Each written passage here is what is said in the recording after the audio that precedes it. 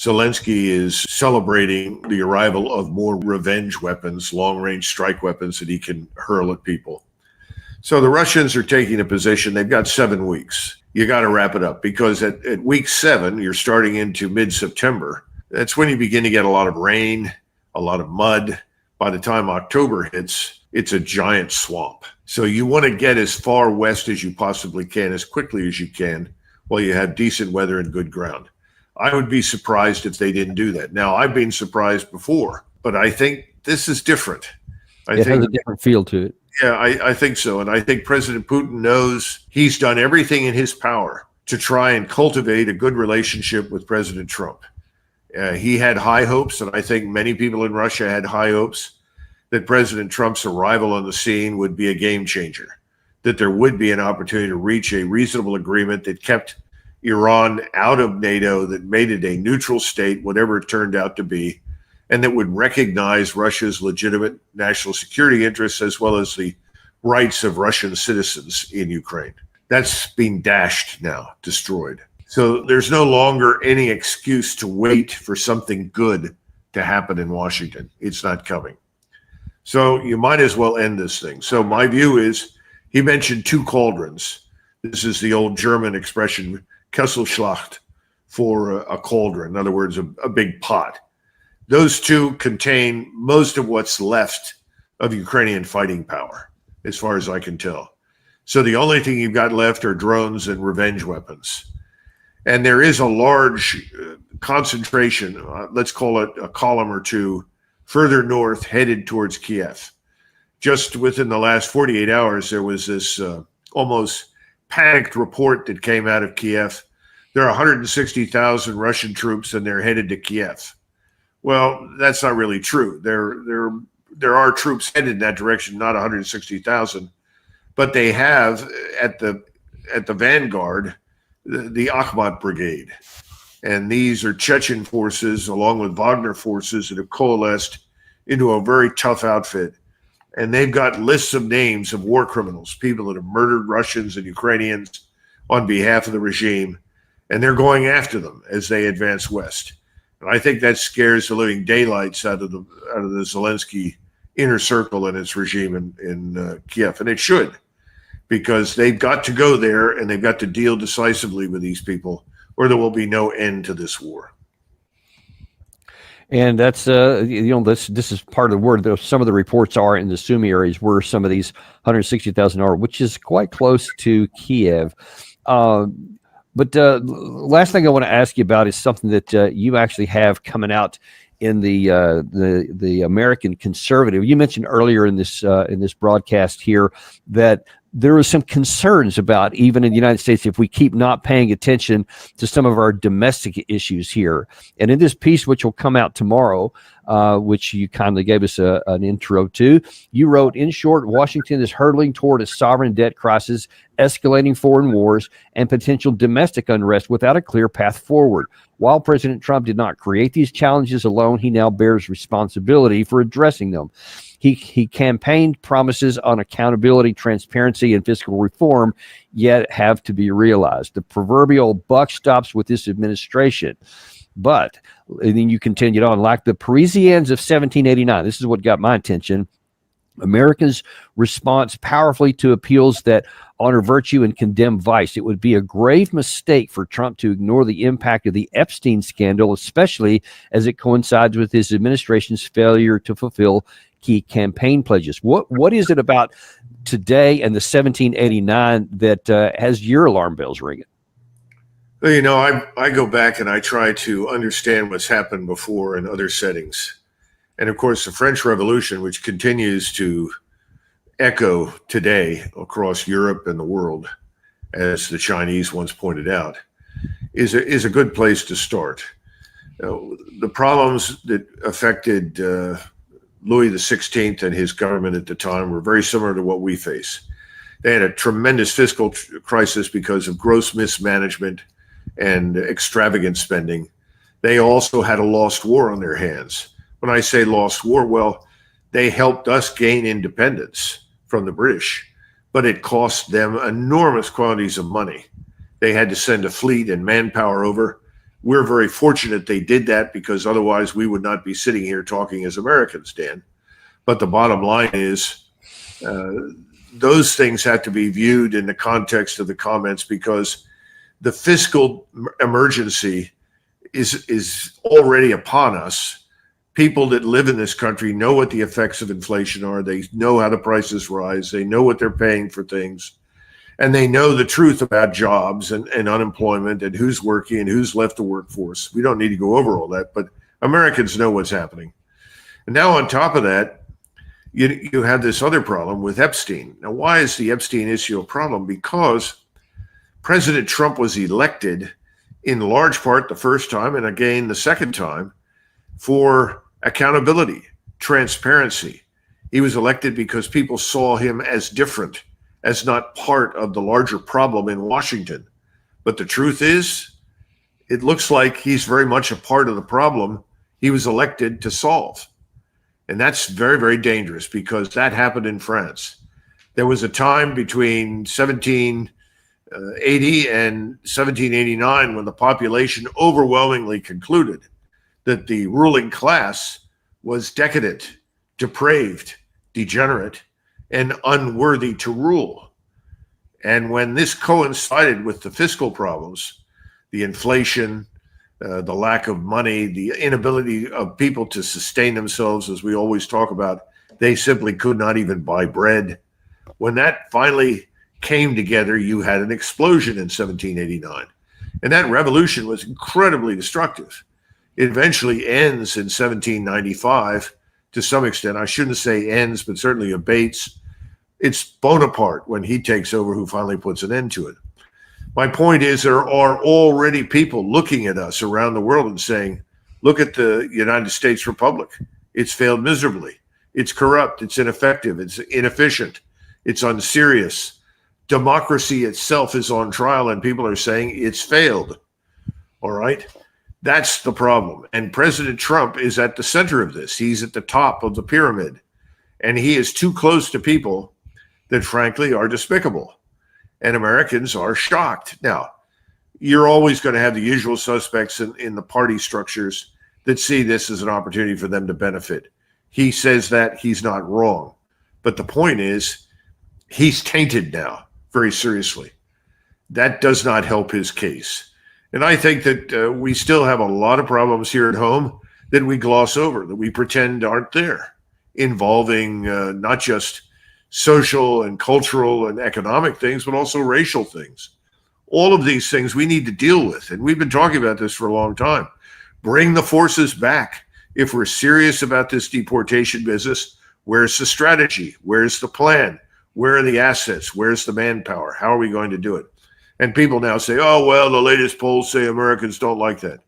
First of all, I don't buy that necessarily. And I think Tom Homan was right when earlier today or yesterday he was asked about, well, polls said X, Y, and Z. He said, I don't believe it, because everywhere I go, I run into Americans who are desperate for us to enforce the law. I think he's right. I think Americans want the law enforced. So President Trump needs to back away, take the broad perspective, look at the wide range of possibilities, and don't underestimate the impact of this Epstein mess. It's ugly, and I don't think it's going to go away anytime soon. It may be like Watergate. I don't know. And what do you think about this this potential distraction?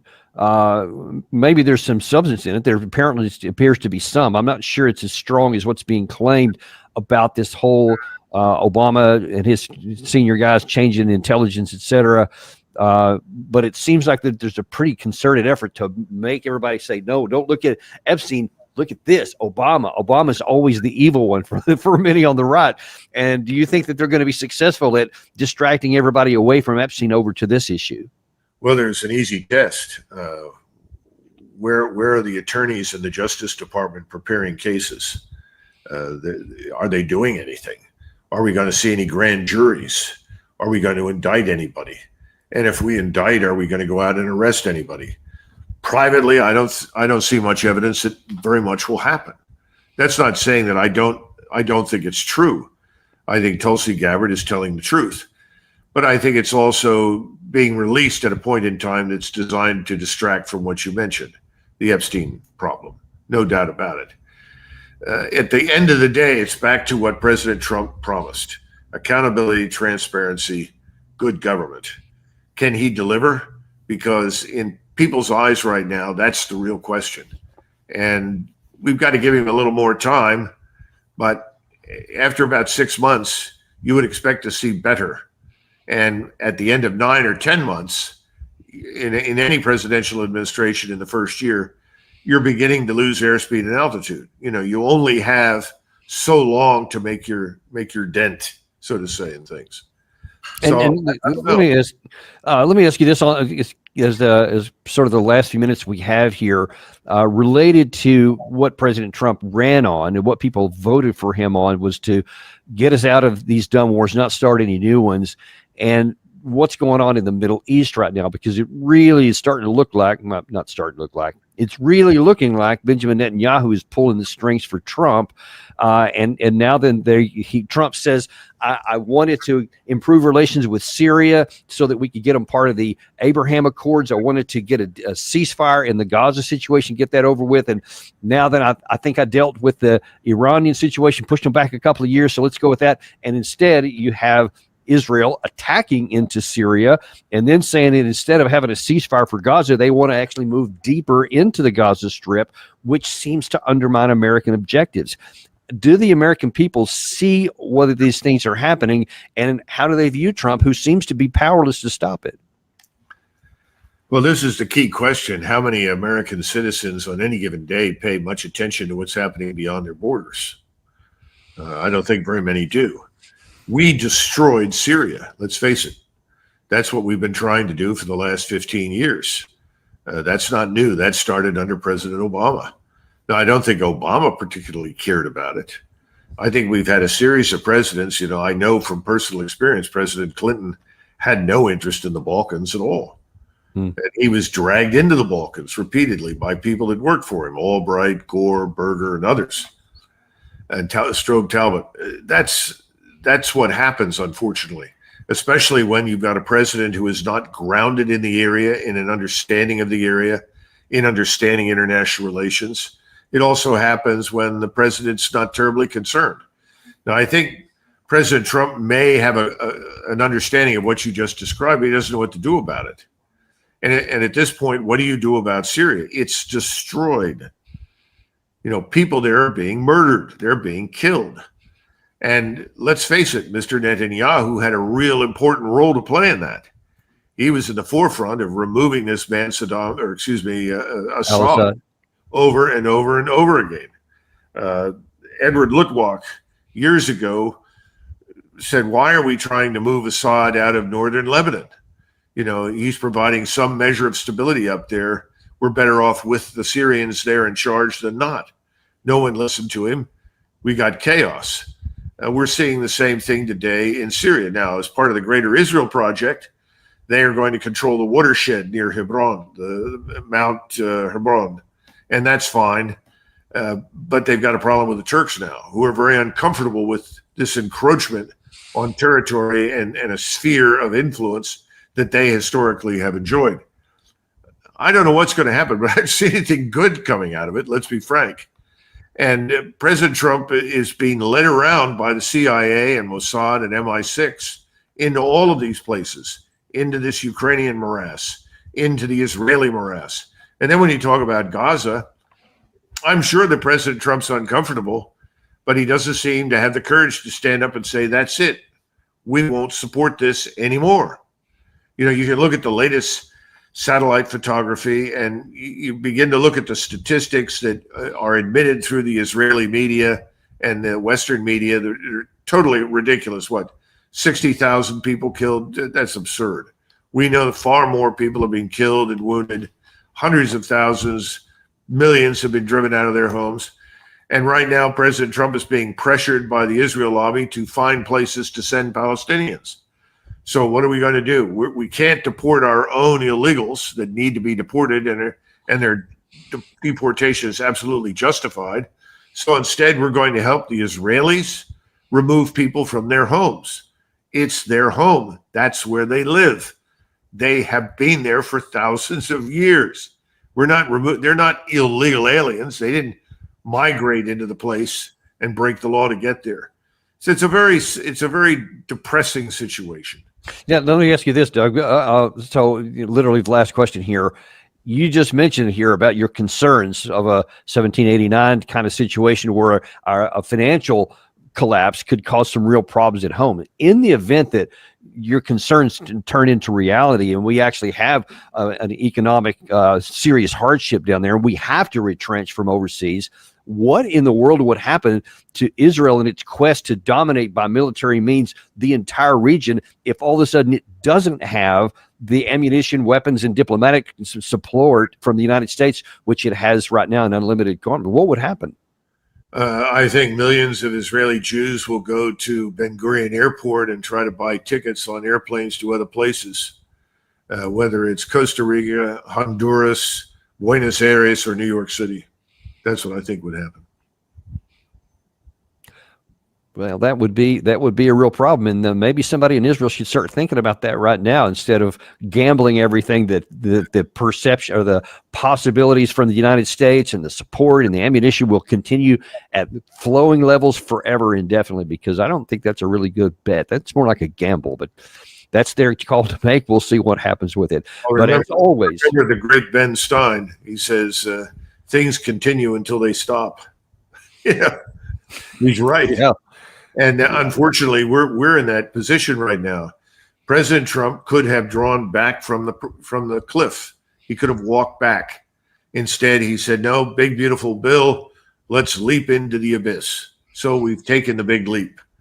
Yeah. I don't see it ending well. I think Nassim Taleb is right. I think gold is now the reserve currency, not the dollar. I think de-dollarization is well underway.